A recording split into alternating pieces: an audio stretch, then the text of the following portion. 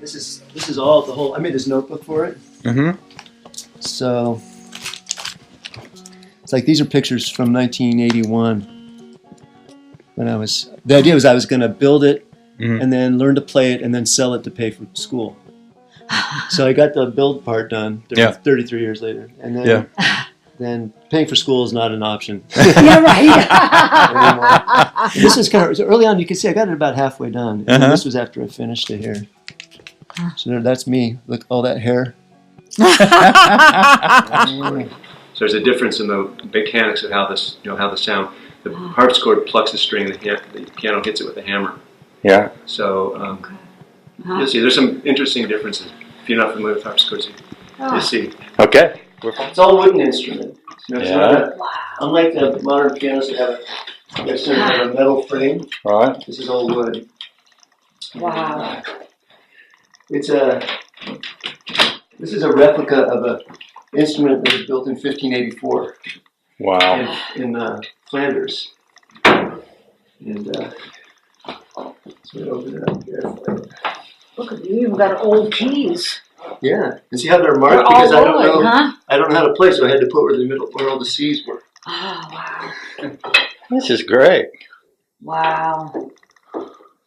That's amazing, Bill. So this is kind of interesting. So the piano, like I said, the piano strikes the string. Right. And if you hit it soft, it hits it soft, and you get a soft sound. If you hit it hard, you get a loud sound. The harpsichord plucks it. Plucks it. How does it? It plucks it. So there's these things here called plectra, and these are called jacks. So each of these keys. Oh,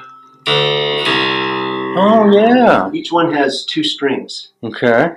And so these are like stops on an organ. Right. It allows you to engage or disengage the jack from plucking a certain string. Okay. And then this one I'll show you later, but this one pushes a little piece of leather against the string, so it takes the brilliant edge off of the sound. Mm-hmm. So if you look, let's see, this is, I think it's this one. So this guy here has a tiny little. This would have been made out of a crow's quill in the 1500s. So that sits underneath the string, and when you push the key down, it just lifts it up and plucks it. And on the way down, it just pivots out of the way. See how it pivots out of the way? Huh.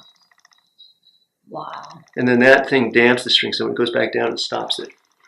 So back to what I was saying, like with the piano, this thing, what it does is, because it's plucking it, it's always the same volume. Mm-hmm. So the innovation of the piano or the harpsichord was that they could have that expressive, louder or softer. That's why piano forte means soft, loud, or forte piano. Right. It's loud, soft. Yeah. So this is before that. So what they did instead was they said, well, let's have multiple choirs of strings, and we'll play one or the other. Play both, it gets a little louder. You can change the timbre of the sound by using these different stops. But you can't change the volume because it's always plucking it, and therefore it's always the same volume. Wow. Ah. So no matter how hard you hit it, it's just going to be the same sound. Yeah, so I'll just give you I don't know how to play it. Uh-huh. The first 30 years we're building it, the next 30 years are learning it. Have you been learning it? No. So that's yet to come. You're going to learn it. I have 33 years. Right now it's set to pluck the front string.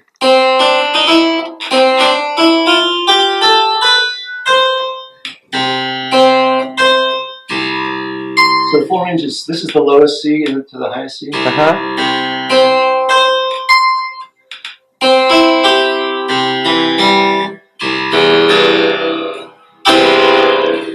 It's got that kind of metallic, kind of brilliant metallic you hear in the Baroque music. Uh-huh. That's the sound. And then if I pull both of them on, so we're just playing one set of strings, but see how there's 2 rows of jacks? Yeah, yeah. So any key, like I said, there's a front and a back jack. Right now it's only plucking the front one. But if I move this, there's a little levers here that allow the jacks to move relative to the string, so I can unengage them or engage them. Okay. So I'll turn both. If I turn both on, now you're actually plugging both themselves.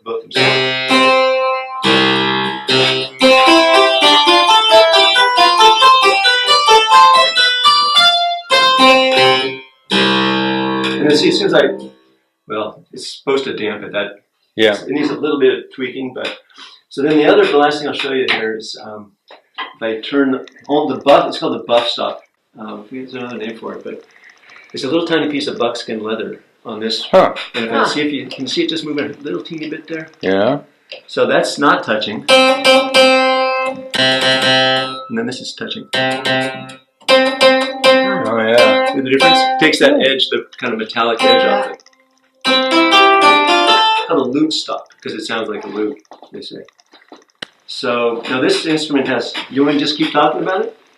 Absolutely. You're doing a great job. Okay, well, so